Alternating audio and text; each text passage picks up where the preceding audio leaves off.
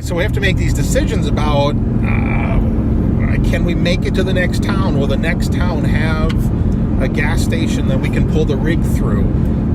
So there's some scary decisions, because if we get it wrong and we're stranded, there's not a lot of people anywhere out here. That would be bad.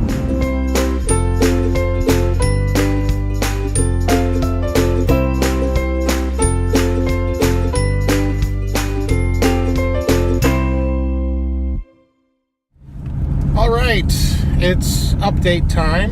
Update time, it's update time. That's her new update song, I guess.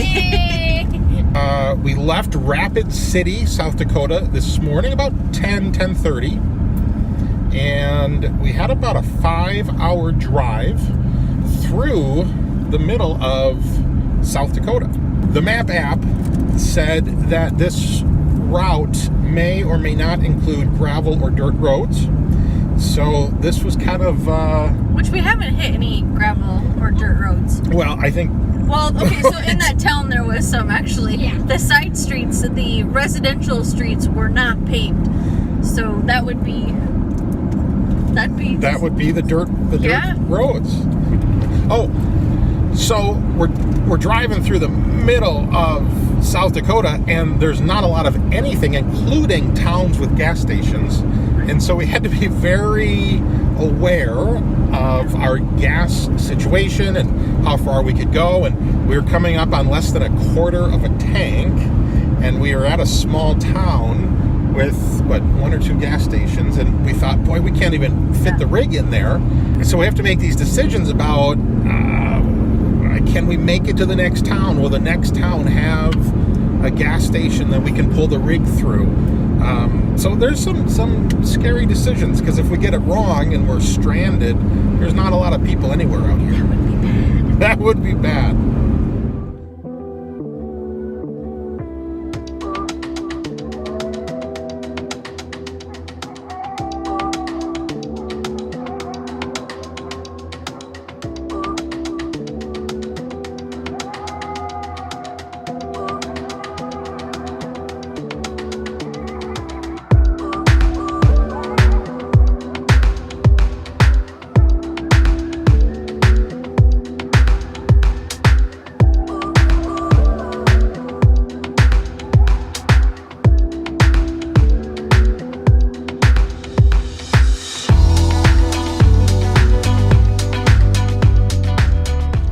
To get out here and film some of this for you guys this morning, because it is one of the most picturesque, beautiful campsites I have ever seen.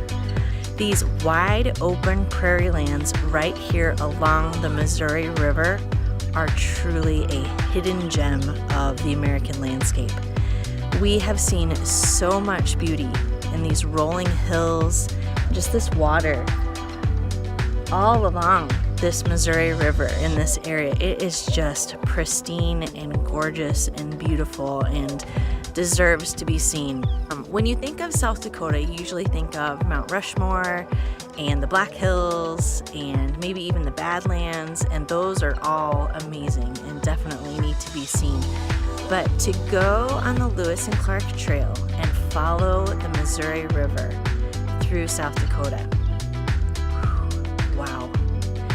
You really get a feel for what would it have been like for Lewis and Clark and the voyage of discovery as they came boating through these waters and up the river. And so much of this is prairie land, untouched prairie land. You see wild antelope everywhere. It's just amazing. So if you get a chance, if you want to get away for a while, get off the grid even, because we've not been able to have cell service here or Wi-Fi access at all. We have to drive about an hour to the nearest town for those things. But if you want to get away for a little while, if you want to escape and experience nature at its best and just kind of relax in some beauty for a while, this is it. West Pollock Recreation Area in South Dakota. Check it out. We are in Bismarck, and we had to wait a couple weeks to come up here to get the RV fixed. The RV is at the shop now. Trisha is in lots of pain. Trisha, how's your pain? Manageable right now, but last night was rough. Just have quite the ache in my upper left back and my shoulder blade, and even in my arm to my fingers. So I'm gonna go get a massage this afternoon. I went to a chiropractor yesterday. I was extremely tight, and he adjusted me, some big adjustments, but I think my muscles are just so tight that it kind of squeezes everything back into a bad place. So hopefully a massage will help. I have never seen Trisha in so much pain, and she can handle a lot more pain than I can handle. So I've been pretty worried about Trisha. This is probably the most pain I've been in since giving birth. Oh, That's kind of what I was thinking. wow. That's a way to put it in perspective. Are you okay staying at this campground again? Yep.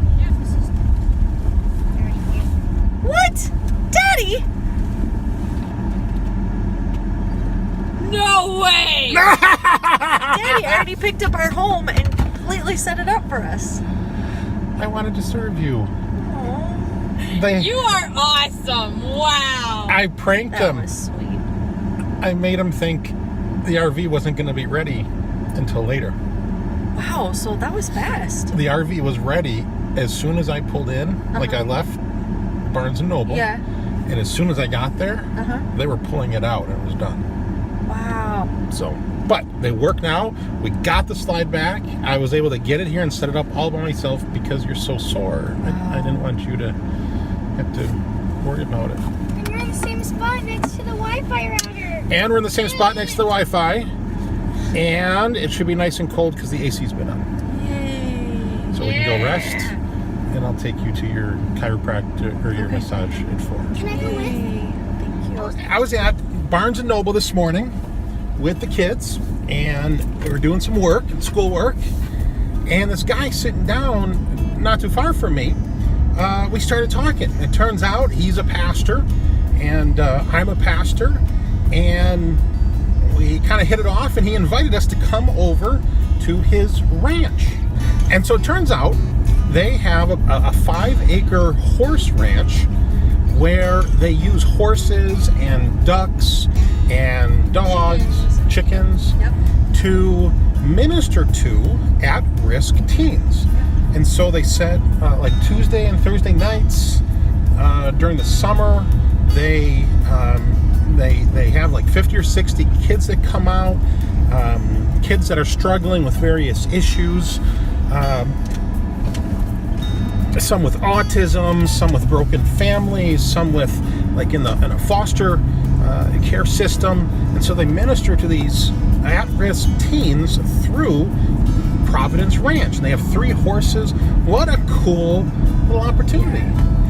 Neat. A very unique and neat ministry.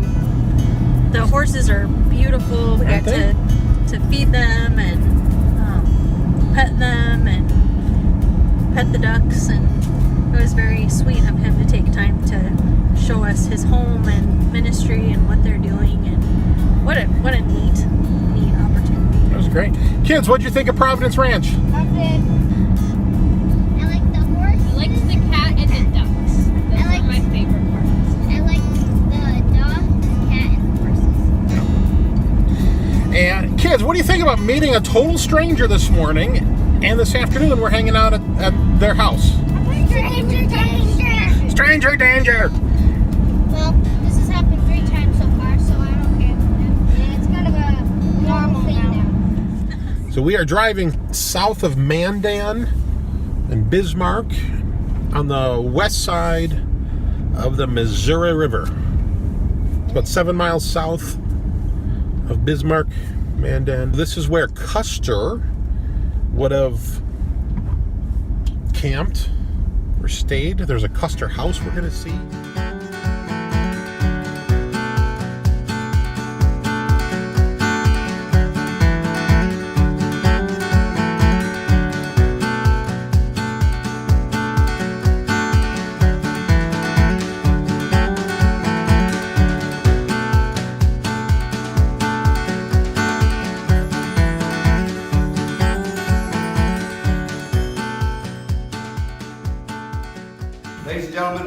Custer Quarters this evening. I'm so glad you could all make it.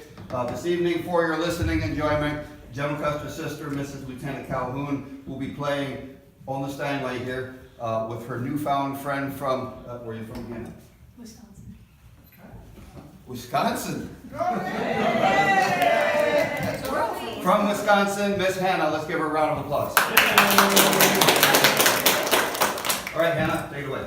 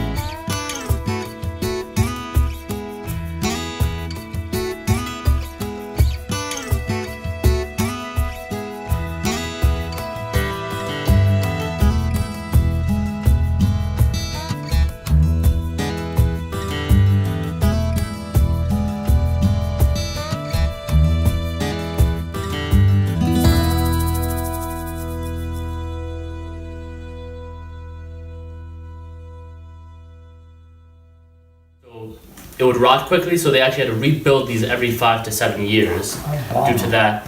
And I did tell you just earlier, the women built all the earth lodges, but this was the one exception to the rule, the ceremonial lodge everyone worked together to build. But the outlay here already showed you this cottonwoods, but above that you can see a woven layer of willow branches. Above that is a woven layer of grass. On the very top, they would have used tightly packed river clay, but we've just used regular dirt.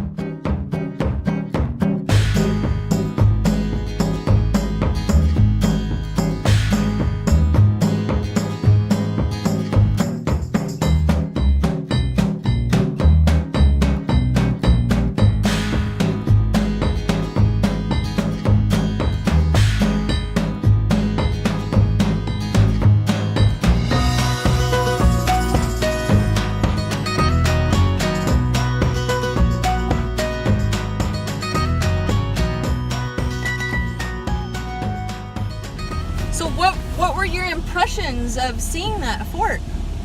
I thought it was kind of exciting. Primitive. Well, here's the thing, like, so this is why I wanted to do this trip. We can read about that kind of stuff. Like, we can read that they stayed the winter at Fort Mandan. But I had no picture of it in my mind like that. And we got to go in and see about the size of what it would be, about the size of their rooms. It really makes history come to life, or come alive. Instead of just reading about it, we're getting to walk through and see. Right. So kids, like I was telling Mommy, I knew that Lewis and Clark wintered here, but I had no idea what their accommodations were like, or what the fort was like, or how you protect and feed, 36 or 40 men? Yeah. That's fascinating.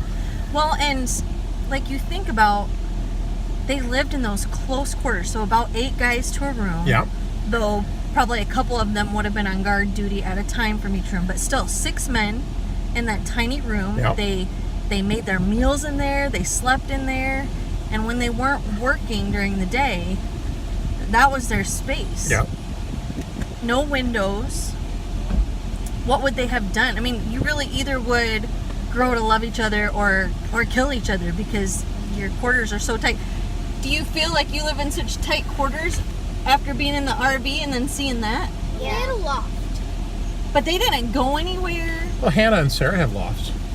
This is why I wanted to do this trip. I wanted to see that stuff because there's no way I would be able to accurately picture that in my mind. So Lewis and Clark did not invent the layout of that. That would have been a typical military barrack type or fort. You know, that model was probably used all over. I mean, it's efficient. Yeah. You can house 40 people in there. Yeah. Well, after now seeing that, that's probably something similar to what Daniel Boone Yeah. and his family lived in when they moved from place to place. Because it took 2 months. I mean, 40 men We're working on it. working but, for yeah. 2 months to erect that. Yeah. But to have a defense system, Yeah. like that's something. Kids, this makes me want to buy some land in Wisconsin and build a Fort? fort, You're gonna build a fort? a log cabin. So the guide said that it initially took them 2 months to build the original one, but several years ago when this A replica. a replica, it took them over a year to build the replica, Really? Wow. even with Well, the but he did machinery. say they poured cement in there. Oh, that's true. So that would take longer. All right, but is that going to add 9? But what we've learned is that, so that would have been made out of cottonwood trees. We learned yesterday that cottonwood trees are extremely soft. Yep. And the Mandan tribes, when they built their huts, Yep. because the wood was so soft, they would have to rebuild the huts every 5 to 6 years. Yep. So this would not have lasted that long. Yep. And they only stayed in us 2 or 3 months. Well, longer. Well, a little bit longer than that. January, February, March. I think the reading inside said they took off in April. They had them completely built by December. They started in October. So they were here for about 6 months. Okay. But even so, then when they came back on the return trip, their fort had been burned. Yep. And there was nothing left. Well, that had to be so sad. Like to be like, oh, we can go back to the fort and rest and recoup and get here and be Yeah. all of our work undone. Yeah. You can easily see why Native Americans would have done that. Yeah. It's interesting how the Mandan, what were the other names of the Indian tribes? Hidatsa. Hidatsa. The Hidatsa. But apparently the Mandan and the Hidatsa were Friendly. very close. Yeah, they traded. And, Yeah. And especially after the smallpox epidemic wiped so many of them out, they came together and made their own new tribe That's right, because smallpox wiped out like 90% of the tribes. in the late 1700s. Wow. Another thing I was surprised at is just how populous these villages were. Yeah, didn't that say one of the villages, the Hidatsa and Mandan, was like 5,000 people that lived in they estimate 5,000 people. I mean, that's Yeah. the size of my hometown. And that was larger than St. Louis at the time. That's crazy. Like, I don't think Of a non-nomadic Native American people group. Yeah.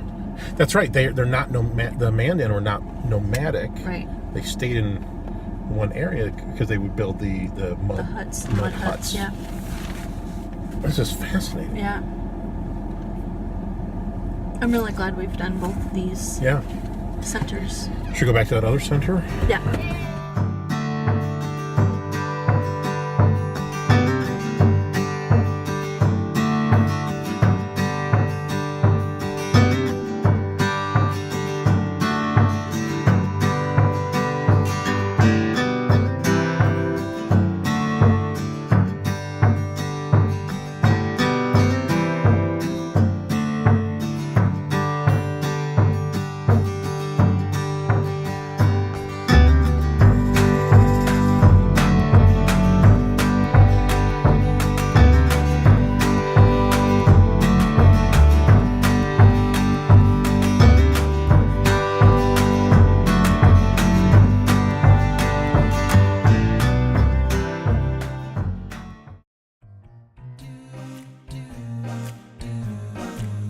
Side?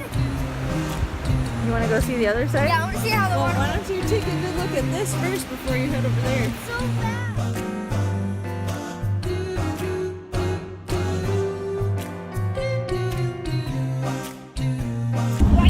And remind everybody who the biggest pain was of the four. That would have been Hannah.